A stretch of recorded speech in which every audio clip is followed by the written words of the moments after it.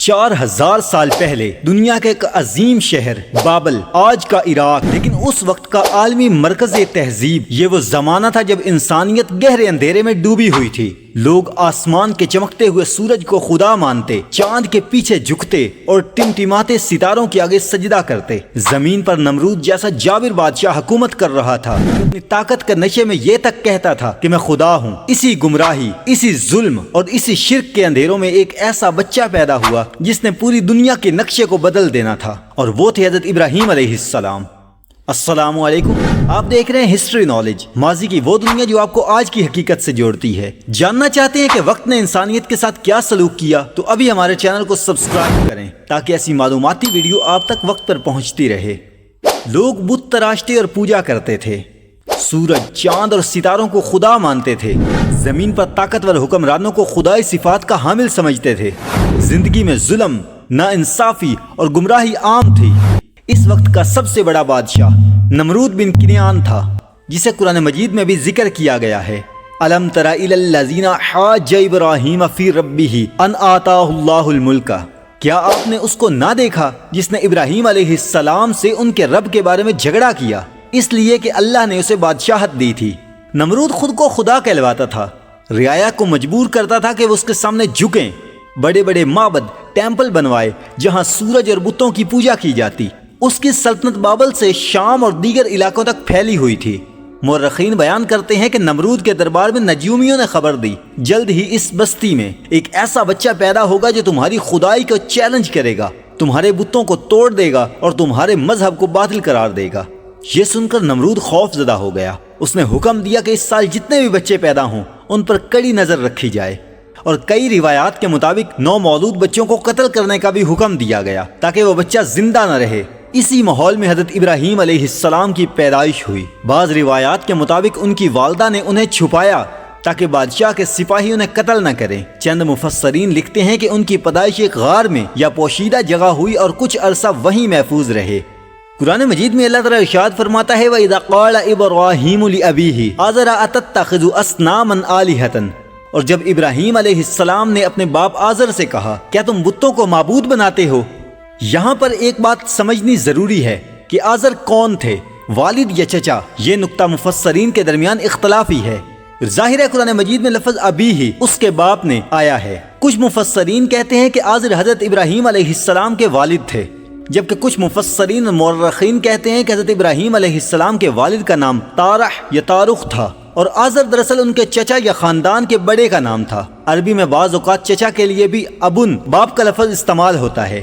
ابن کا لفظ صرف والد کے لیے نہیں بلکہ بعض اوقات چچا، دادا یا خاندان کے بڑے کے لیے بھی استعمال ہوتا ہے۔ اس لیے قرآن مجید میں حضرت ابراہیم علیہ السلام کے لیے لی ابی ہی آزرا آیا ہے، جسے کچھ مفسرین حقیقی والد یا کچھ نے چچا کہا ہے۔ یہ اختلاف دراصل زبان اور روایت کا ہے۔ اصل حقیقت یہ ہے کہ آزر ان کے قریبی خاندان کے بڑے تھے اور بت تراشی کا کام کرتے تھے۔ حضرت ابراہیم علیہ السلام بچپن ہی سے ان سے بیزاری کرتے تھے کہ یہ پتھر معبود کیسے ہو سکتے ہیں۔ اللہ تعالیٰ نے اپنے تمام انبیاء کو ہدایت اور توحید کا پیغام دے کر بھیجا۔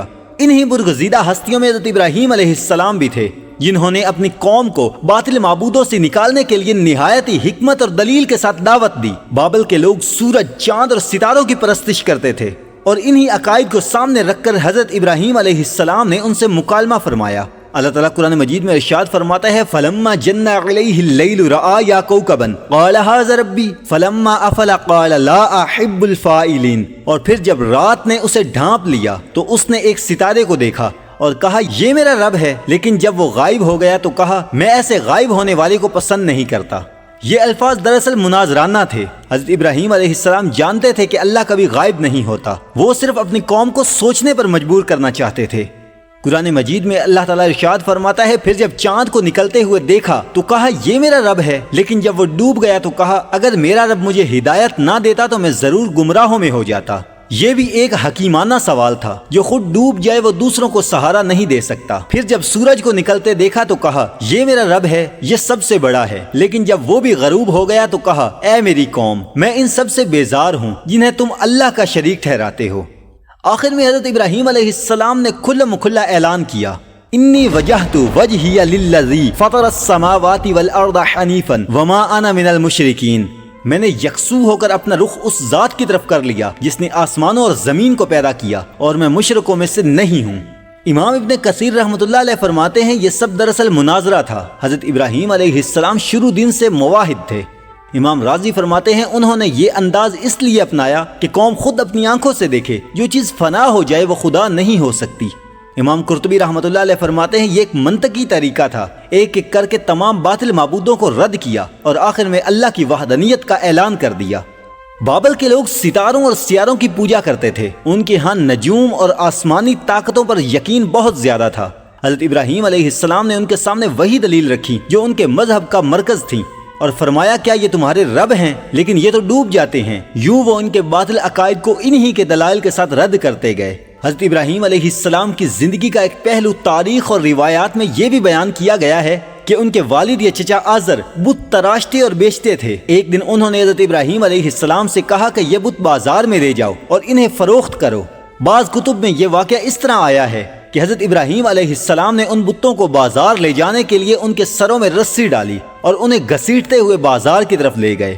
جب لوگ دیکھتے تو پوچھتے یہ تم کیا کر رہے ہو؟ حضرت ابراہیم علیہ السلام جواب دیتے کون ہے جو ایسی چیز خریدنا چاہے جو نقصان نہ پہنچا سکتی ہو اور نہ ہی فائدہ دے سکتی ہو؟ یعنی آپ نے یہ بات کھلے لفظوں میں لوگوں کے سامنے ظاہر کر دی کہ یہ سب صرف بے جان پتھر ہیں جن کی خرید و فروخت گمراہی کے سوا کچھ نہیں۔ یہودی روایات جینیسس ربا میں بھی اس واقعے کا ذکر ملتا ہے، لیکن وہاں منظر کچھ مختلف ہے۔ ان کے مطابق حضرت ابراہیم علیہ السلام بتوں کی دکان پر بیٹھے تھے، ایک خریدار آیا جو 50 برس کا تھا، تو حضرت ابراہیم علیہ السلام نے اس سے کہا تمہاری عمر 50 سال ہے اور تم اس بت کی عبادت کرتے ہو جسے صرف ایک دن ہوا ہے تراشے ہوئے۔ اس بات کے ذریعے حضرت ابراہیم علیہ السلام لوگوں کو یہ سمجھاتے تھے کہ ان بتوں کی پوجا سراسر بے وقوفی ہے۔ اس دور میں بابل کے لوگ ہر سال ایک بڑا تہوار منایا کرتے تھے۔ یہ تہوار ان کے معبودوں کے نام پر ہوتا تھا۔ شہر خالی ہو جاتا تھا۔ تہوار کے دن سب لوگ اپنے بت خانوں میں مختلف نظریں، کھانے، پھل، گوشت وغیرہ رکھ کر شہر سے باہر نکل جاتے، وہاں جشن مناتے، رقص کرتے اور اپنے معبودوں کو خوش کرنے کے لیے قربانیاں پیش کرتے۔ اس طرح پورا شہر تقریباً خالی ہو جاتا اور بت خانوں میں صرف وہ بت اور نظریں رہ جاتی۔ جب سب لوگ تیاری کر رہے تھے تو حضرت ابراہیم علیہ السلام نے کہا میں بیمار ہوں، مطلب یہ کہ وہ اس بےہودہ رسم و رواج میں شامل نہیں ہونا چاہتے تھے۔ اس بہانے سے وہ پیچھے رہ گئے تاکہ بت خانے میں اکیلے جا سکیں۔ یہ میلہ بظاہر خوشی اور دیوتاؤں کی رضا کے لیے ہوتا تھا، لیکن حقیقت میں یہ ان کی توہم پرستی کی ایک جھلک تھی۔ وہ سمجھتے تھے کہ اگر وہ قربانیاں اور نظریں نہیں چڑھائیں گے تو ان کے دیوتا ناراض ہو جائیں گے۔ حضرت ابراہیم علیہ السلام کو یہی موقع درکار تھا تاکہ وہ اپنی قوم کو ایک کھلی دلیل کے ذریعے دکھا سکے کہ یہ معبود کسی کام کے نہیں۔ اسی لیے جیسے ہی سب لوگ شہر چھوڑ کر گئے اب بت خانے میں داخل ہوئے۔ جب سب لوگ شہر سے باہر میلے کے لیے نکل گئے تو پورا بت خانہ خاموش اور سنسان پڑا تھا۔ اندر بڑے بڑے پتھر اور لکڑی کے بت صفوں میں سجے تھے۔ ان کے سامنے گوشت، اناج، دودھ اور پھل چڑھائے گئے تھے۔ عام دنوں میں یہاں رش لگا رہتا تھا، لیکن اس وقت وہ سب بت ایک دوسرے کی طرف خاموش تماشائیوں کی طرح دیکھ رہے تھے۔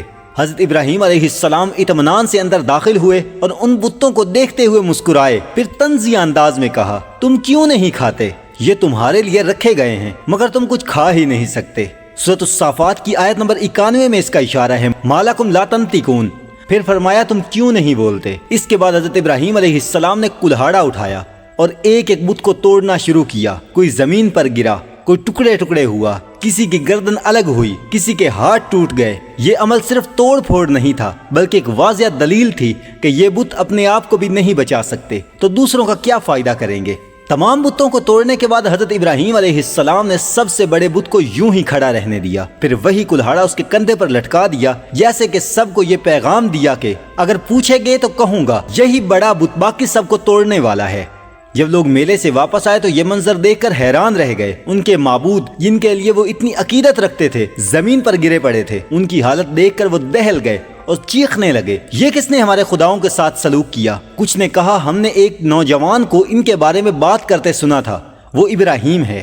فوراً حضرت ابراہیم علیہ السلام کو حاضر کیا گیا اور غصے سے پوچھا گیا ابراہیم کیا تم نے ہمارے خداؤں کے ساتھ یہ حرکت کی؟ حضرت ابراہیم علیہ السلام نے نہایت ہی حکمت اور طنزیہ انداز میں فرمایا بلکہ یہ بڑے بت نے کیا ہے، ان سے پوچھ لو اگر یہ بول سکتے ہیں۔ یہ سن کر قوم لمحے بھر کے لیے سوچ میں پڑ گئی۔ ان کے دلوں نے مانا کہ واقعی بت بول نہیں سکتے، اپنا بچاؤ نہیں کر سکتے، پھر خدا کیسے ہو سکتے ہیں؟ قرآن مجید میں اللہ تعالیٰ ارشاد فرماتا ہے، پھر وہ اپنے دلوں کی طرف پلٹے اور کہنے لگے واقعی تم ظالم ہو۔ قوم کے بڑے سردار اور پجاری اس بات پر متفق ہوئے کہ اس نوجوان کو صرف عام لوگوں کے سامنے نہیں بلکہ بادشاہ نمرود کے دربار میں پیش کیا جائے۔ نمرود اس وقت بابل کا طاقتور بادشاہ تھا، خود کو خدا کہلواتا تھا اور اپنی قوم سے خدائی کے دعوے منواتا تھا۔ اس لیے ابراہیم علیہ السلام کو باندھ کر یا گھیرے میں لے کر لوگوں نے شور مچاتے ہوئے دربار کی طرف لے جانا شروع کیا۔ راستے میں لوگ کہتے جاتے، یہ ہے وہ جس نے ہمارے خداؤں کی توہین کی۔ جب حضرت ابراہیم علیہ السلام دربار میں لائے گئے تو منظر بڑا شاندار اور جلالی تھا۔ اونچے تخت پر نمرود بیٹھا ہوا تھا، ارد گرد اس کے وزراء اور درباری سپاہی اور پجاری کھڑے تھے۔ عام لوگ بھی تماشائی بن کر جمع ہو گئے تھے تاکہ دیکھیں کہ اس نوجوان ابراہیم علیہ السلام کا کیا انجام ہوتا ہے۔ درباریوں نے کہا، اے بادشاہ، یہ وہ ہے جس نے ہمارے معبودوں کو توڑ ڈالا ہے، اس سے خود حساب لیجئے۔ نمرود نے تکبر بھرے لہجے میں پوچھا، ابراہیم، یہ سب تم نے کیا کیا اور یہ کس خدا کی بات کرتے ہو جس کی عبادت کے لیے تم ہمیں بلاتے ہو؟ دراصل یہ وہ لمحہ تھا جسے قرآن مجید نے سورۃ البقرہ کی آیت نمبر 258 میں بیان کیا۔ الم تر الی الذی حاج ابراہیم فی ربہ ان آتاہ اللہ الملک۔ کیا آپ نے اس شخص کو دیکھا جس نے ابراہیم علیہ السلام سے ان کے رب کے بارے میں جھگڑا کیا اس وجہ سے کہ اللہ نے اسے بادشاہت دی تھی؟ حضرت ابراہیم علیہ السلام نے نمرود کے غرور کو توڑتے ہوئے فرمایا، میرا رب وہ ہے جو زندگی دیتا ہے اور موت دیتا ہے۔ نمرود نے اپنی بات منوانے کے لیے 2 قیدی منگوائے۔ ایک کو کہا قتل کر دو، یعنی دیکھو میں نے موت دی۔ دوسرے کو چھوڑ دیا، یعنی دیکھو میں نے زندگی دی۔ اس طرح وہ اپنی جھوٹی دلیل کے ذریعے سب پر روب ڈالنا چاہتا تھا۔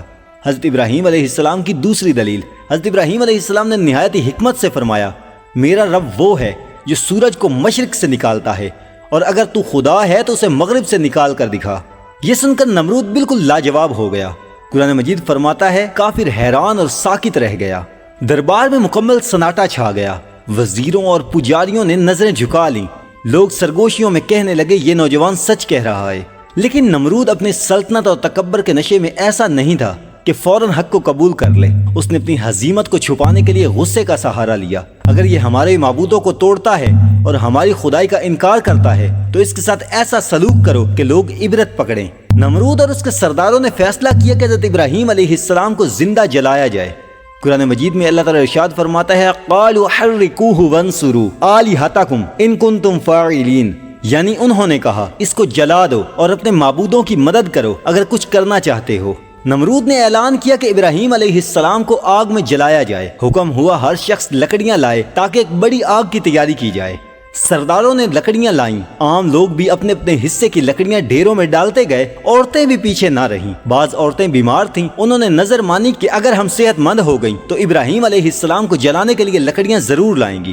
جب وہ ٹھیک ہو جاتی تو لکڑیوں کے گٹھے لے کر آتی اور خوشی سے ڈھیر پر ڈال دیتی۔ فرشتوں نے ان عورتوں پر لعنت کی جنہوں نے صحت کے بدلے لکڑیاں لانے کی منت مانی تھی۔ کہا گیا کہ جس آگ میں تم نے اللہ کے نبی کو جلانے کے لیے لکڑیاں ڈالی ہیں وہی آگ قیامت کے دن تمہارا ٹھکانہ بنے گی۔ یوں کئی دنوں تک لکڑیاں جمع ہوتی رہیں، یہاں تک کہ ایک پہاڑ کی طرح لکڑیوں کا ڈھیر بن گیا۔ جب اسے آگ لگائی گئی تو وہ اتنی بڑی اور بھڑکتی ہوئی آگ تھی کہ پرندہ اگر اس کے اوپر سے گزرتا تو جھلس کر گر پڑتا۔ لوگ اس کے قریب نہ جا سکتے تھے۔ تو نمرود کے سپاہی حضرت ابراہیم علیہ السلام کو پکڑ لائے۔ انہیں مضبوط رسیوں سے کس کر باندھ دیا گیا تاکہ وہ ذرا سی بھی حرکت نہ کر سکیں۔ بعض روایات میں آتا ہے کہ ان کے ہاتھ پاؤں کے ساتھ پورے جسم کو باندھ دیا گیا، یہاں تک کہ انہیں اٹھانے والوں کے دلوں میں خوف پیدا ہو گیا، کیونکہ آگ کے قریب جانا ممکن نہ تھا۔ اس لیے اہل بابل نے مشورہ کر کے منجنیق بنوائی۔ یہ دراصل لکڑی اور رسیوں کا ایک بڑا آلہ تھا جس سے پتھر دور پھینکے جاتے تھے۔ پہلی بار اسی کو استعمال کیا گیا کہ انسان کو پھینکا جائے۔ حضرت ابراہیم علیہ السلام کو باندھ کر اس منجنیق پر رکھا گیا۔ جب حضرت ابراہیم علیہ السلام آگ میں ڈالے جانے والے تھے تو آسمان سے فرشتے اترے۔ مروی ہے کہ سب سے پہلے حضرت جبرائیل علیہ السلام حاضر ہوئے۔ انہوں نے کہا، الکا حاجتن، کیا آپ کی کوئی حاجت ہے؟ کیا آپ چاہتے ہیں کہ میں آپ کی مدد کروں؟ حضرت ابراہیم علیہ السلام نے جواب دیا، اما الیک فلا، تمہاری طرف سے نہیں، یعنی تمہارے واسطے سے مجھے کوئی ضرورت نہیں۔ پھر فرمایا، حسبی اللہ و نعم الوکیل، اللہ مجھے کافی ہے اور وہی بہترین کارساز ہے۔ یہ ان کے کامل توقع اور اللہ پر بھروسے کی انتہا تھی کہ فرشتوں کی پیشکش کو بھی رد کر دیا اور براہ راست اللہ پر معاملہ چھوڑ دیا۔ منجنیق چلائی گئی اور حضرت ابراہیم علیہ السلام بھڑکتی ہوئی آگ کے شعلوں میں پھینک دیے گئے۔ زمین آسمان کے تمام فرشتے گھبرا گئے، سب نے اللہ سے دعا کی کہ اپنے خلیل کو بچا لیں۔ اسی وقت اللہ تعالیٰ نے آگ کو حکم دیا، یا نارو کونی بردم وسلام علی ابراہیم، اے آگ ابراہیم علیہ السلام پر ٹھنڈی اور سلامتی والی ہو جا۔ فوراً آگ کی لپٹیں ٹھنڈی ہو گئیں، وہ جلانے والی آگ ایک باغ کی طرح بن گئی۔ سبزہ، پھول اور سکون اس آگ کے بیچ ظاہر ہو گیا کہ آپ نے ابراہیم علیہ السلام کے جسم یا کپڑوں کو نقصان نہ پہنچایا، صرف وہ رسیاں جل گئیں جن سے آپ کو باندھا گیا تھا۔ ابراہیم علیہ السلام اس آگ کے اندر سکون راحت سے رہے۔ مدت کے بارے میں مفسرین کے درمیان مختلف اقوال ہیں، 7 دن، 40 دن اور 50 دن۔ 7 دن یہ سب سے مشہور قول ہے۔ تفسیر قرطبی اور معرفت القرآن میں ہے کہ حضرت ابراہیم علیہ السلام 7 دن تک آگ میں رہے۔ آپ فرماتے ہیں ان 7 دنوں جیسی راحت مجھے کبھی نصیب نہ ہوئی۔ 40 دن، بعض روایات کے مطابق آپ 40 دن تک آگ میں رہے۔ اس دوران اللہ تعالیٰ نے آپ کو آگ کے بیچ رزق اور سکون عطا فرمایا۔ 50 دن، کچھ مفسرین نے ذکر کیا ہے کہ آپ 50 دن تک آگ میں موجود تھے۔ یہ قول کم مشہور ہے، لیکن بعض تفسیری روایات میں موجود ہے۔ جب آگ کا الاؤ اپنی شدت کے ساتھ جل رہا تھا تو لوگ دور کھڑے یہ منظر دیکھ رہے تھے، کیونکہ قریب جانے کی ہمت کسی کو نہ تھی۔ ہر کوئی سمجھ رہا تھا کہ ابراہیم علیہ السلام لمحوں میں جل کر ختم ہو جائیں گے، لیکن جب اللہ تعالیٰ نے حکم دیا، یا نارو کونی بردم وسلام علی ابراہیم، اے آگ ابراہیم علیہ السلام پر ٹھنڈی اور سلامتی والی ہو جا، تو منظر ہی بدل گیا۔ روایات میں آتا ہے جب مقررہ دن یا مدت 7 دن، 40 دن یا 50 دن، جیسا کہ مختلف اقوال میں ہے، گزر گئی اور آگ اپنی لپٹیں کھو بیٹھی، تو حضرت ابراہیم علیہ السلام سب کے سامنے سلامت اور پر نور حالت میں آگ سے باہر نکل آئے۔ جب لوگوں نے یہ منظر دیکھا تو حیران رہ گئے۔ کچھ نے کہا یہ جادو ہے، کچھ نے کہا یقیناً یہ اللہ کے سچے نبی ہیں۔ عام لوگ دم بخود رہ گئے کہ آگ نے جسے جلانا تھا وہ بالکل صحیح سلامت باہر نکل آیا۔ یہ منظر ان سب کے لیے ایک عظیم معجزہ اور ابراہیم علیہ السلام کی سچائی کی دلیل تھی۔ نمرود جو اس سارے کھیل کا سرغنہ تھا خود ششدر رہ گیا۔ وہ جانتا تھا کہ اگر پرندہ اس کے اوپر سے گزرتا تو جل کر گر جاتا، لیکن ابراہیم علیہ السلام سلامت آگ سے نکلے۔ دل ہی دل میں نمرود کو یقین ہو گیا کہ ابراہیم علیہ السلام کے پیچھے کوئی عظیم طاقت ہے جو سب سے برتر ہے، لیکن تکبر نے اسے قبول حق سے روک لیا۔ اس نے کھلے لفظوں میں شکست تسلیم نہ کی، اس کے باوجود اس کے درباریوں اور عوام کے دلوں میں ابراہیم علیہ السلام کی عظمت بیٹھ گئی۔ یوں حضرت ابراہیم علیہ السلام کی زندگی کا یہ عظیم واقعہ اپنے انجام کو پہنچا۔ آگ دہکتی رہی، شعلے بلند ہوتے رہے، لیکن اللہ کا دوست آگ سے سلامت نکل آیا۔ دشمن لاجواب ہو گئے، نمرود کی زبان بند ہو گئی اور تاریخ نے یہ اعلان کر دیا کہ حق کبھی مغلوب نہیں ہوتا۔ لیکن ابراہیم علیہ السلام کی آزمائشیں یہیں ختم نہیں ہوئیں۔ آگ سے نجات دراصل ایک نئے سفر کا آغاز تھا، ہجرتوں، دعاؤں اور ایسی قربانیوں کا جن کی یاد آج بھی پوری امت تازہ کرتی ہے۔ انشاءاللہ بہت جلد ہماری اگلی نشست میں ہم ان سنہری واقعات کا تذکرہ کریں گے۔ حضرت ابراہیم علیہ السلام کی ہجرت کا سفر، حضرت اسماعیل علیہ السلام کو مکہ کے بے آب میدان میں چھوڑنا اور زمزم کے چشمے کا جاری ہونا، اور سب سے بڑھ کر اپنے بیٹے کو اللہ کی راہ میں قربان کرنے کی عظیم آزمائش، یہ تمام واقعات قرآن و احادیث کی روشنی میں آپ کے سامنے تفصیل سے رکھے جائیں گے۔ اگر یہ ویڈیو پسند آئے تو اسے لائک کریں اور اپنے دوستوں کے ساتھ شیئر کریں، اور ہاں، اگر آپ نے ابھی تک ہمارا چینل کو سبسکرائب نہیں کیا تو اس کو لازمی سبسکرائب کریں تاکہ ایسی مفید اور معلوماتی ویڈیو سے محروم نہ رہ سکیں۔